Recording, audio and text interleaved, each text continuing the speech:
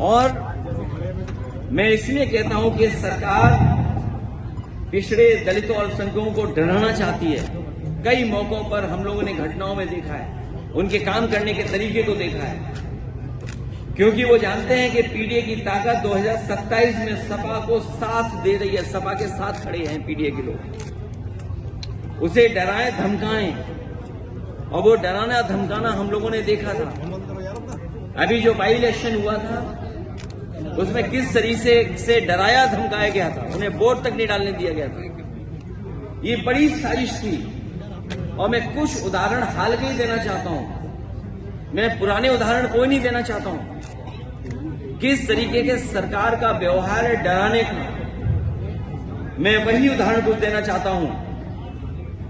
हालांकि कुछ बातें जो घटनाएं हैं उसमें कुछ मिलकर के कुछ और फैसले हुए हैं, लेकिन जो घटनाएं हम लोगों ने देखी और हाल में हुई हैं, इलाहाबाद में एक दलित को जला के मार दिया गया क्योंकि उसने जाति विशेष के लोगों के गेहूं काटने से मना कर दिया।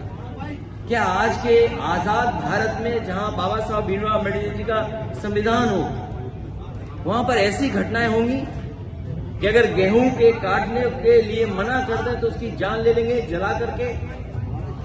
कल आगरा में अभी कुछ दिन पहले और कई दिनों पहले, कई वर्षों पहले भी घटनाएं हुई। उन घटनाओं का मैं जिक्र नहीं करना चाहता हूं, कस्टोडियल डेथ की मैं जिक्र नहीं करना चाहता हूं, लेकिन कुछ दिन पहले आगरा में बारातियों और दूल्हे को घोड़ी से उतार के मारा क्योंकि वो बाबा साहेब अम्बेडकर जी का गाना बजा रहे थे।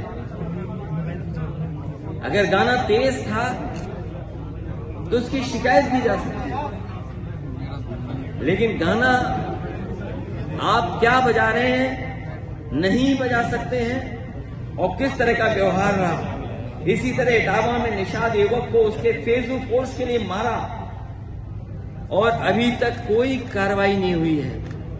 अभी हाल ही में फेसबुक पोस्ट लिख दिया, उसने वीरांगना फूलन देवी को लेकर के कुछ लिख दिया, उसको मारा और अभी तक मारने वालों पे कोई कार्रवाई नहीं हुई है। आजमगढ़ में एक दलित दंपति पुलिस से कह रहा था कि आप चल के मेरी बेटी छुड़ा दीजिए। जाति विशेष के दबंगों ने उसे बंधक बना लिया, उसका रेप कर रहे थे।